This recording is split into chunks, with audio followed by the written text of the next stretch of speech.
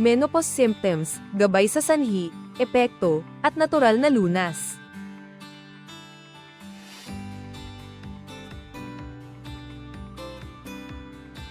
Hello mga kahalaman!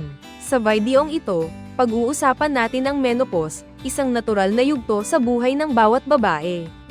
Pero hindi ito basta-basta, daming pagbabago sa katawan, isipan, at emosyon na kailangang maintindihan para mas ma-handle natin ng maayos. Tutuklasin natin ang malalalim na dahilan ng mga sintomas ng menopause, pati na rin mga natural na paraan para mabawasan ang epekto nito sa ating pang-araw-araw na buhay. Ano ang menopause? Ang menopause ay ang permanenteng pagtigil ng regla ng isang babae, dulot ng natural na pagbaba ng produksyon ng mga sex hormones, lalo na ang estrogen at progesterone, sa mga obaryo. Kadalasan nangyayari ito sa pagitan ng edad 45 hanggang 55, pero pwede ring maagang mangyari dahil sa ilang kondisyon o medical procedure. Ang estrogen ay may malawak na epekto sa katawan, kaya pag bumaba ito, ramdam agad ang iba't ibang pagbabago, mula sa pisikal hanggang sa mental na aspeto. Mga sintomas ng menopause at bakit nangyayari. 1. Hot flashes at night sweats. Ang hot flashes ay biglaang pag-init na nararamdaman sa leeg, mukha, at dibdib. Ito ay sanhi ng pagbabago sa brain's temperature regulation center hypothalamus dahil sa fluctuating estrogen levels. Nagiging sensitibo ang hypothalamus kaya parang nag-overreact ito kahit maliit na pagbabago sa temperatura ng katawan. Night sweats naman ay hot flashes na nangyayari sa gabi, kaya madalas na nagigising ang mga babae at naaapektuhan ang kanilang tulog. 2. Pagkakaroon ng irregular periods. Habang papalapit sa menopause, hindi na regular ang produksyon ng estrogen at progesterone kaya't nagkakaroon ng irregular na regla. Pwede itong maging mas mahaba o mas maikli, mas marami o mas konti. 3. Mood swings, anxiety, at depression. Ang pagbaba ng estrogen ay nakakaapekto sa brain chemicals tulad ng serotonin at dopamine na may malaking papel sa mood regulation.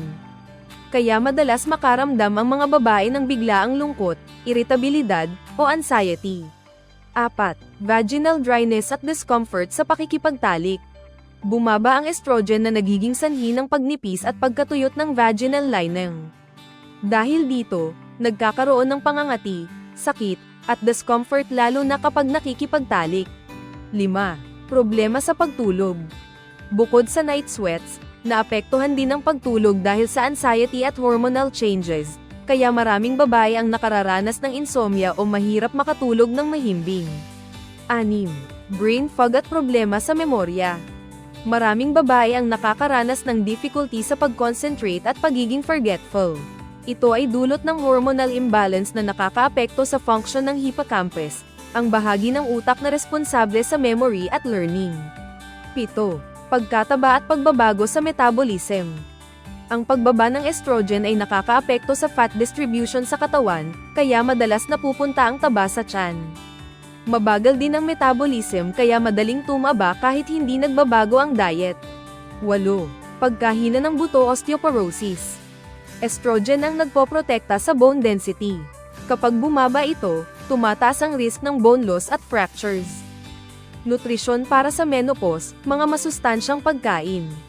Para mapanatiling malakas ang katawan at mabawasan ang sintomas, mahalagang kumain ng mga pagkain na madaling mabili sa palengke at puno ng sustansya.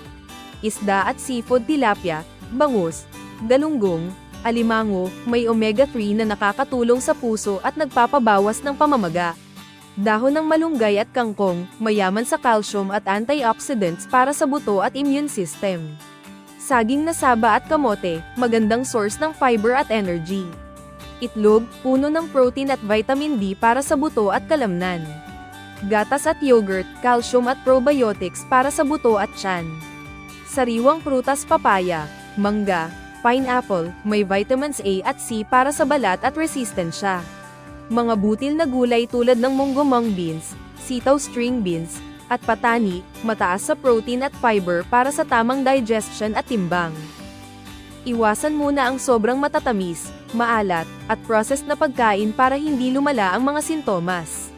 Mga natural na paraan para ma-manage ang menopause. Regular na ehersisyo, weight-bearing exercises tulad ng paglalakad o pag-akyat ng hagdan para sa lakas ng buto, yoga para sa relaxation. Herbal na suporta, malunggay para sa bitamina, black cohosh o red clover kung available para sa hot flashes, flaxseed para sa hormonal balance. Stress management, meditasyon, pag-journal, o support groups para mapanatili ang mental health. Sapat na tulog, iwasan ang caffeine bago matulog at magkaroon ng regular na oras ng pagtulog. Kailan dapat magpatingin sa doktor? Kung sobra ang hot flashes na nakakaapekto sa araw-araw na buhay. Kung lumalala ang depression o anxiety. Kung may ibang sintomas na kakaiba o malubha. Ang menopause ay natural na bahagi ng buhay, pero hindi ibig sabihin ay kailangan nating tiisin ang lahat ng sintomas nito ng mag-isa. Importante na maintindihan natin ang katawan natin at maghanap ng tamang suporta, mula sa pagkain, lifestyle, hanggang sa medical help kung kailangan. Maraming salamat sa panonood. Huwag kalimutang mag-like ang video na ito, mag-subscribe sa channel para sa iba pang kaalaman tungkol sa kalusugan, at i-share ito sa mga kaibigan o kapamilya na makikinabang din. Kung may tanong o karanasan ka, ay comment mo lang sa baba. Hanggang sa susunod, ingat kayo palagi at kita-kits sa susunod na video.